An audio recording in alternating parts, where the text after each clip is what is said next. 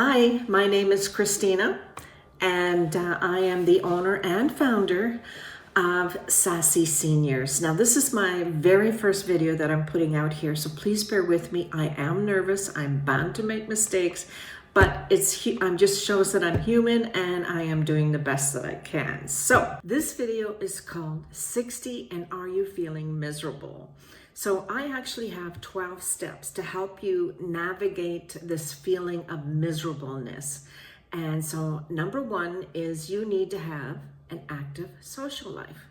There we go, right there. And the active social life actually is your secret sauce to having a successful and rich retirement. And you can do things like you can go golfing, you could go I don't know, camping even. It's not my thing, but it can be for other people. You can do basket weaving, you can go for lunch. It doesn't matter what it is, as long as there's enjoyment involved in it. And also, one final tip is it is great for your soul. So please know that as well. So the second step is having a daily routine. So you've been working 9 to 5 every day for decades, and now you've got all this free time. What do? You start waking up in the morning not knowing what day it is. So establishing a daily routine. It doesn't have to mean getting up and going for a jog or running a marathon or anything like that. It could be as simple as getting up and having a breakfast, or making your bed, anything to start your morning, even yoga, anything that is something that gets you out in the morning so that you know what day it is. You'll wake up and you'll go, hey, this is Wednesday, and you won't even have to think twice about it.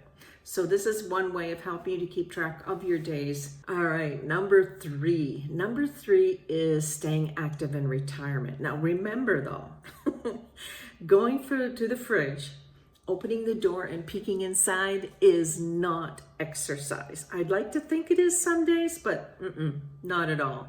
So number one, I want you to think about this one here. This is yoga. And yoga is great for helping you with your creaky bones and whatnot, but it's also great exercise for your mind as well. So think about it in the sense that there is now a new workout. So this is for people who cannot get down on the floor and get up again without a lot of hurt in their body.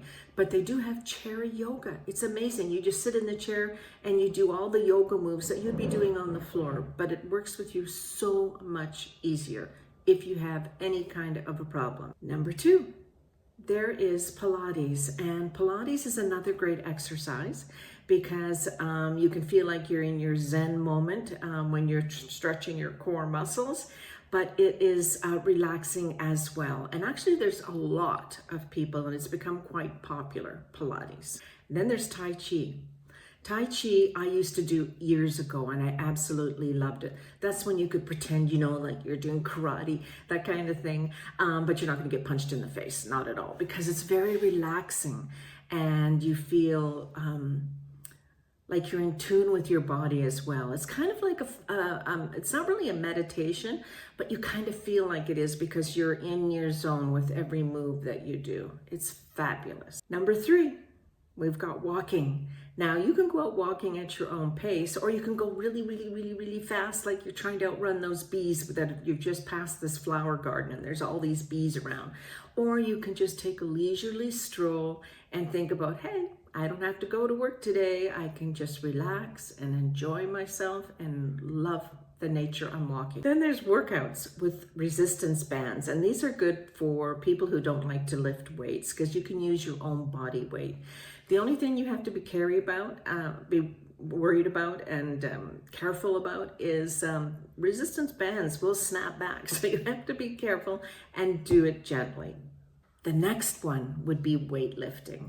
So think about all those times that you go out and you're, lifting out your groceries out of the back of your car and you're bringing them into the house. That could be a great warm up for going to the gym. But weightlifting is great for your muscles, but it's also great for bone density. So that's another exercise I do recommend. Then there's swimming.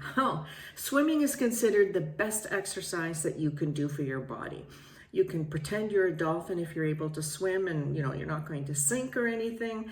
But if you can't swim, get in the water and do some water aerobics, just exercises that you could do on land, but you're going to do it in the water. It's very relaxing and very therapeutic. And then there's the last one that I'm going to point out, and that's gardening.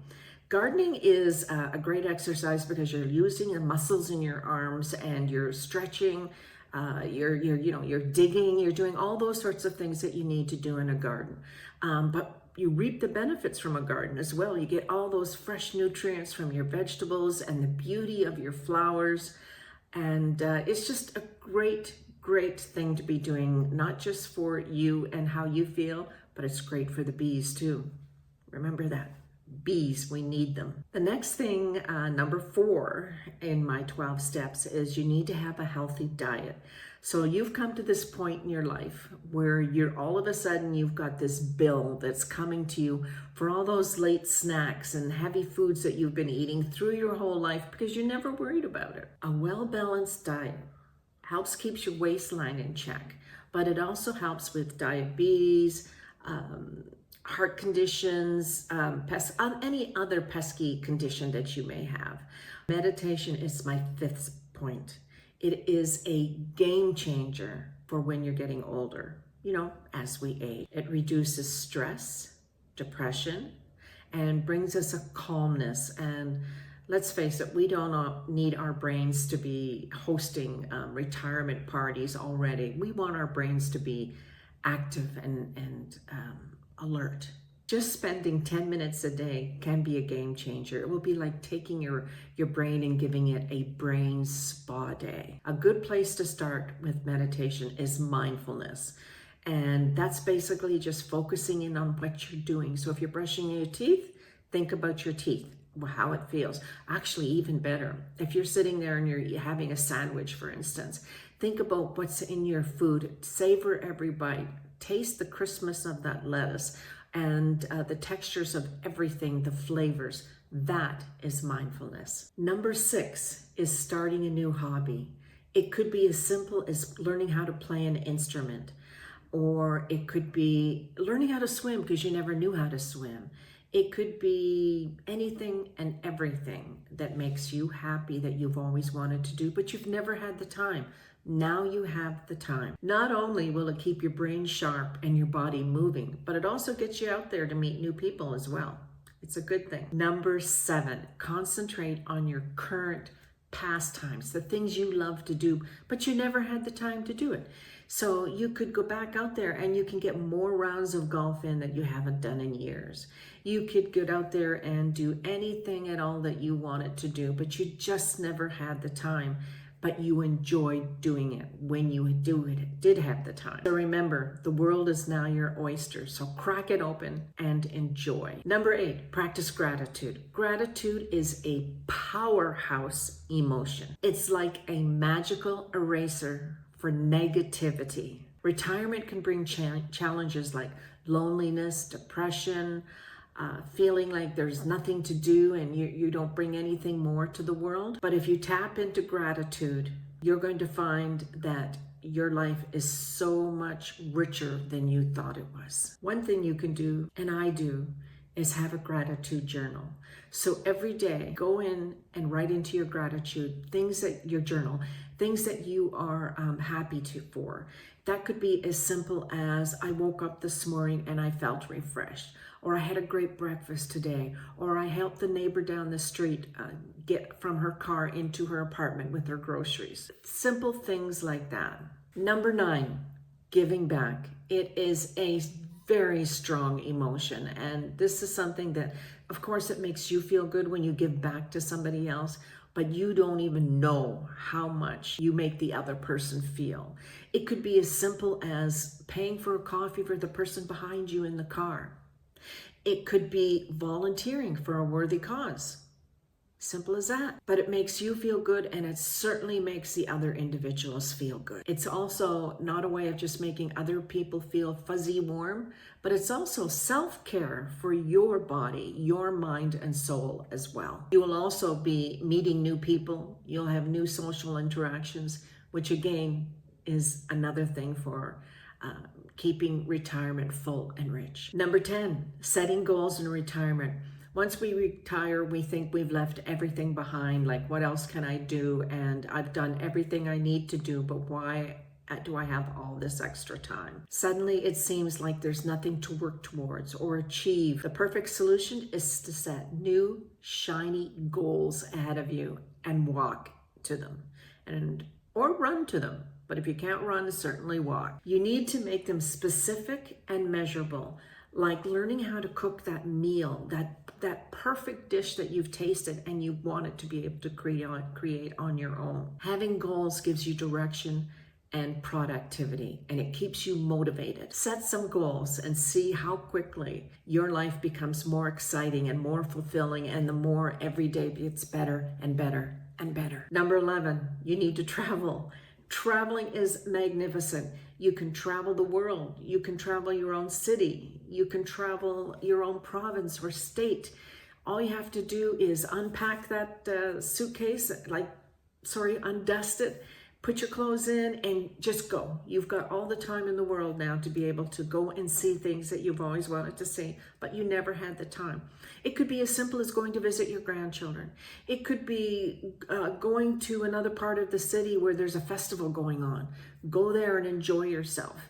You don't need to take a suitcase for that, but it's still a travel. You have to get there and get back. But all it takes is getting there and having fun and enjoying your life. Traveling can help with stress, loneliness, depression, and that's because you are getting out there and you are meeting other individuals, even if it's just to smile and say hello as you're waiting in line to buy an ice cream cone. Number 12, and it's my last one, but getting out into nature.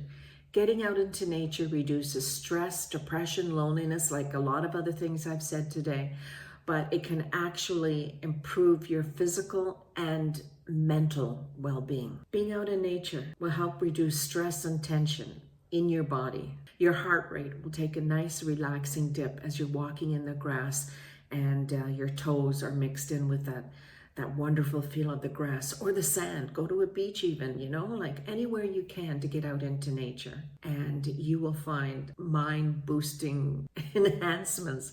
Like you're just going to be feeling blissful. This magic happens because you are in nature. Being out in the wide, open, green parts of life, the forest, the meadows, actually can help you feel like you are a brand new person. So there were my 12 tips. They're short, they're easy, convenient. Get out there and do them and enjoy and stop being miserable about being older. Older is actually a gift. There's a lot of people out there who did not make it to where you are today. And if you like my video, please like and share. And if you know of anybody that this could benefit, please send it on to them as well. And thank you so much for watching this video through to the end, because like I said, it is my first one. And if you've got any comments or feedback, please put them below. Thank you so much and enjoy your day. Bye.